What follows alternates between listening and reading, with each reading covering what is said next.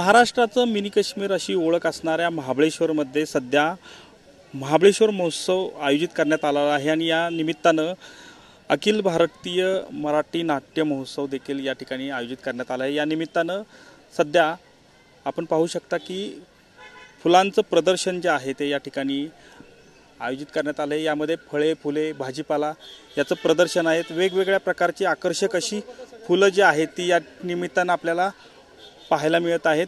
एकूणच गेल्या 2 दिवसापासून या ठिकाणी हे जे प्रदर्शन आहे ते या ठिकाणी आयोजित केलेलं आहे।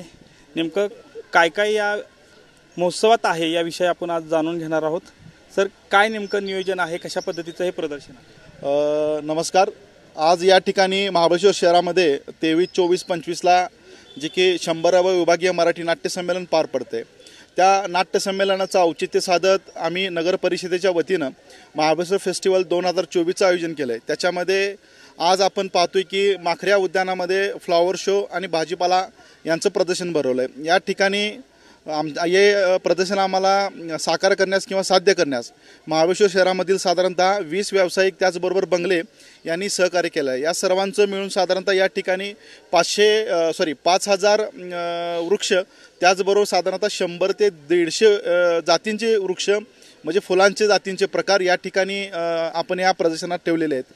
त्याचबरोबर या ठिकाणी महाबळेश्वराच्या या निसर्ग नंदनवनात जी की विविध फुलं असतील किंवा इथली प्रामुख्याने मुख्य फळ म्हणजे स्ट्रॉबेरी, त्याचबरोबर आपण पाहिलं असेल तर डबू मिरची असेल, शिमला मिरची त्याला आपण म्हणतो, म्हणजे ऐतिहासिक अशा या झाडांचं प्रदर्शन या ठिकाणी भरवलं आहे। आपल्या या न्यूज चॅनलच्या माध्यमातून महाबळेश्वराच्या नगरीतील सर्व शहरवासी त्याचबरोबर महाराष्ट्रातील सर्व नागरिकांना आवाहन करतो, त्याचबरोबर महाबळेश्वर येणाऱ्या पर्यटकांना आवाहन करतो की जी की आपली ही निसर्ग आहे तो जतन करण्याच्या अनुषंगानं आपल्या सर्वांचं सहकार्य अपेक्षित आहे। आणि या फ्लॉवर शोच्या अनुषंगानं आम्ही या ठिकाणी ठेवलेले झाडं त्याचबरोबर फलांचे प्रकार हे आपल्यापर्यंत माहिती होण्याच्या अनुषंगानं आम्ही हे प्रदर्शन आयोजित केले। धन्यवाद। यामध्ये अजून काय काय नियोजन आहे, काय कशा पद्धतीचं प्रदर्शन आहेत, वेगवेगळे काय आहे?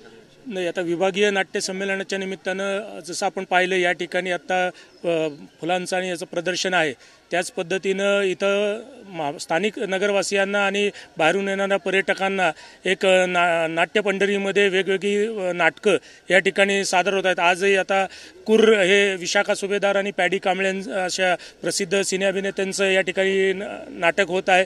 सकाळीच आज मुख्यमंत्री महोदयांच्या हस्ते या ठिकाणी उद्घाटन झालं।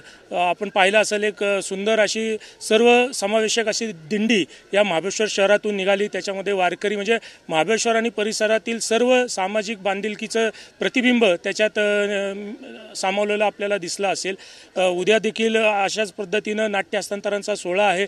उद्या देखील अवधूत गुप्ते यांचा संगीत रजनीचा फार मोठा प्रसिद्ध असा कार्यक्रम याच ठिकाणी होणार आहे। त्याचाही आपण आस्वाद सर्वांनी घ्यावा अशी आपल्याला विनंती आहे। नक्कीच या ठिकाणी सांगायचं झालं तर जे हा जो महोत्सव पार पडत आहे त्याचं उद्घाटन जे आहे ते राज्याचे मुख्यमंत्री एकनाथ शिंदे यांच्या हस्ते पार पडलेलं आहे आणि मोठ्या संख्येनं जे आहेत ते नागरिक जे आहेत ते या महोत्सवाला भेट देत आहेत। कॅमेरामन प्रसादसह संतोष नलावडे, TV9 मराठी, महाबळेश्वर, सातारा।